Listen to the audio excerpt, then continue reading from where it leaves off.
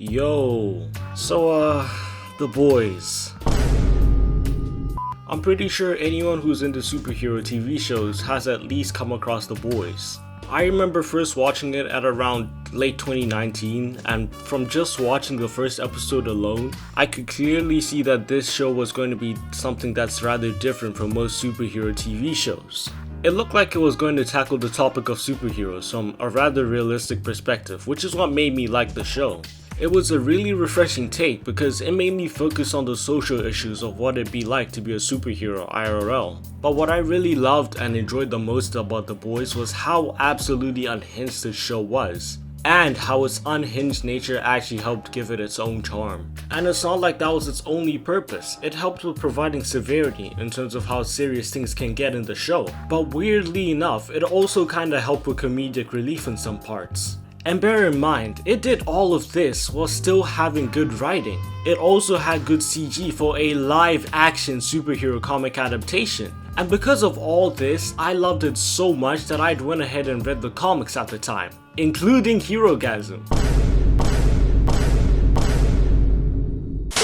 That's another topic deserving its own video though. What I wanted to talk about in this one is about season 5 in particular. Well, also making a few comparisons and throwbacks to the previous seasons. Now, disclaimer, it has been a while since I thoroughly watched The Boys because I normally tend to watch it as it airs. So if I make some stupid points, please bear with me and let me know in the comments. With that being said though, let me start with the characters. Oh, and spoilers by the way, obviously. But oh man, let me start with The Boys specifically. And up first we've got Huey. Now, I love Huey's character, and that's mainly because he's always felt the most human, I guess. Like, compared to the other guys anyway, I feel like he's the most relatable. Cause he was just a normal guy who got dragged into this, and well, now is just seeing all this through to the end. And that's cool, because that's definitely the best aspect of his character. He's probably the easiest one in the group to put yourself in the shoes of. Gonna be honest, Huey, I don't think I have a problem with his character, except that I wish he'd do more main character stuff. Cause right now, it just feels like he's been pushed aside and, well, I guess Butcher's taken up the mantle. More on him later though. Up next though, Starlight. And I feel like her character has been getting dragged through the mud the most. This stuff about her making it all about herself, I feel like should have been dealt with in season 4, not in the final season. Don't get me wrong, it was a touching moment seeing her talking to her dad, and how his wife was also so welcoming to her. I love that actually. But bro, final season? I think that might have actually worked better before the finale of season 4, but hey, that's probably why I'm not a writer, because I wouldn't know how to make a good piece of media. And dear jeepers man, the nerf when she was fighting old father low-key hurt me. Cause she never always needed to charge up to use her powers.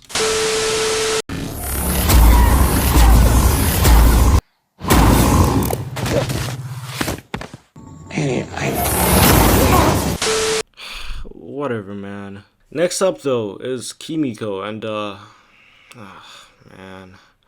What do I even say to this? At first I was like, I can kinda get why she's speaking like that, speaking therapy, and also she learned how to speak through TikTok. But now, it's like most of the time she doesn't even say anything necessary. Like, don't get me wrong, she does have her moments, like when she was speaking to Bombsight's girl. But most of the time, her sentences feel forced. But then again, it might just feel that way because she wasn't speaking throughout most of the show. I don't know though, her lines just feel really forced to me. But it honestly just feels like a huge fuck you to her character to me. Cause she mostly just makes porn references now. And speaking of porn references, I didn't want to talk about him now, but I feel like I have to. Soulja Boy's character has been so weird this season. This stupid ass subplot about him and Stormfront that they've been using as foreshadowing to Vought Uprising is actually so forced. And from what I remember, Soulja Boy never brought up anything to do with him and Stormfront having some kind of situationship. This was in season 3. The only thing that guy cared about then was about Crimson Countess and revenge on the rest of his old teammates. Sure, he made a few sex jokes here and there, but those were funny. And at the time, he was dealing with some severe PTSD, so I was willing to let it slide for the sake of him coping. Now it's just poor timing, but hey, at least I can still safely say that this version of him, a bajillion times better than his comic versions. But what really made the least amount of sense to me was when he gave Homelander the V1. Why? There is no way Stormfront meant that much to you. You guys weren't even dating, I don't think. Oh, I knew her for decades, you knew her for 5 minutes. Like, come on, bro. The writers forcing this plotline into the show has done such unnecessary damage to the writing. And it's likely that Gen V paid the ultimate price because of it. In fact, let me take a minute to talk about that show. Season 1 was great, and especially the finale of it.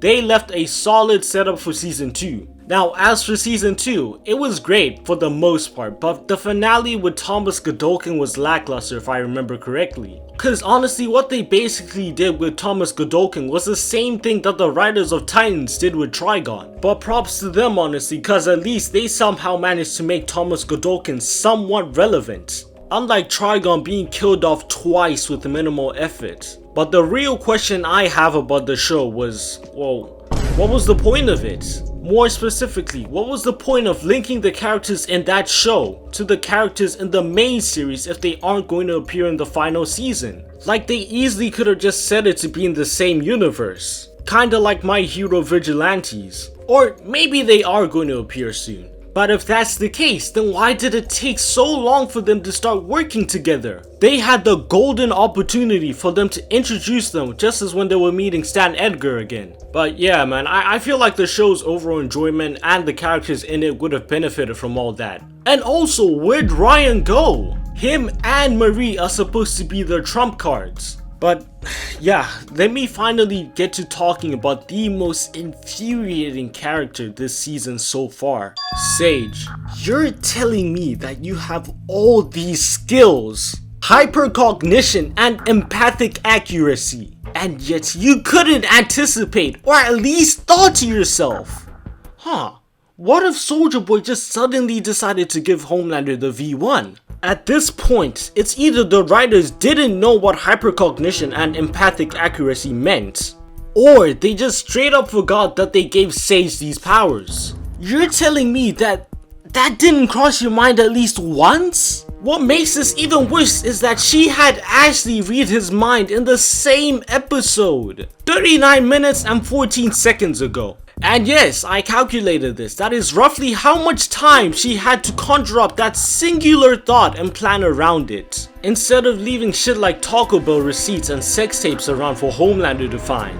And I don't want to see the writers in the next episode say that this was all a part of her plan or some shit. That's stupid. As for a master plan or whatever about making everyone go to war, I really don't mind, but it's just... It's Sage. She's out here talking like, oh, I want to be in my bunker alone where Homelander can't reach me and I can read in peace. Sage, disrespectfully, get the fuck out of here. Like, you're telling me that you're the smartest person on earth. You had an escape route planned in mind. You even cut out your own tracking chip to get away from Homelander, but you're telling me that you don't have a place where he can reach you. That's insane. I don't believe that. Okay, if not a place, then you're telling me that you don't at least have a way to dodge Homelander. I'm probably reaching though, but hey, whatever man. Well, what's next on my list? Ah, right. The Deep and Noir. I remember when we first saw him this season, we all thought something had happened to him that made him stop talking. Like, people thought Homelander ripped his tongue out or some shit. But turns out, he just... This writing is so buns, bro, because all he did was go full method. And correct me if I'm wrong, but can't Noir fly? Not only that, I remember seeing this guy firming a fucking minigun. And I don't know if this applies or, well, applied to the current Noir, but isn't this guy a trained fucking killer? This guy straight up got boners from killing people, the Deep said so. Now if we take all this into consideration, then how the fuck was the Deep able to take him out with his own blade, by the way? Suddenly, the peak isn't so peak anymore. Like, you guys must have no idea how much that pissed me off at the time of watching that. That was straight up the worst conclusion to a character in the show so far, I think. There was actually almost no point to bringing Noir back. And I'm honestly still upset over the old one, cause at least with him, he did his due diligence. Like he was actually his own character and didn't feel like he was just meant to be comedic relief with the deep. And dog, what the hell is up with the fights? Like, I'd heard that there were issues with the budget, but it couldn't have been that bad, right? Right? In all seriousness, when supes fight, it doesn't feel like actual superpowered individuals are fighting. Kind of reminds me of this one other Amazon superhero TV show, but whatever, I'm really mostly complaining about the writing in this show. The last thing I'm going to talk about though is Butcher. And dude, what was even the point of the last season's finale? He killed Newman! And these guys still work with him. I really thought he was going to be moving like his comic counterparts. Cause honestly, if he wasn't all in on being evil, then what the fuck was the point of all that in season 4? It's almost like his characters regress, but I don't know, maybe he's got something planned for like the last 2 episodes of the entire show. But man, it's crazy to me. The Boys was genuinely an amazing TV show that tackled the view of superheroes from a realistic lens. But the writers are honestly just cooking straight butt now. I can definitely say that The Boys peaked at season 3. Season 4 was still good, but compared to the other 3 seasons, it's not even close. Season 5 so far has been entertaining in my opinion, like I still enjoy the episodes. I hope it somehow pulls itself back together in these last 2 episodes. But let me know what you guys think. If I got something wrong, let me know. Leave a like too, it will be greatly appreciated. I might have to push the release date for the next video because of this unfortunately. But if you are curious as to what it's about, it's gonna be a Superman video. Well, kinda. But yeah, with that being said, you guys stay safe and I'm going back to bed.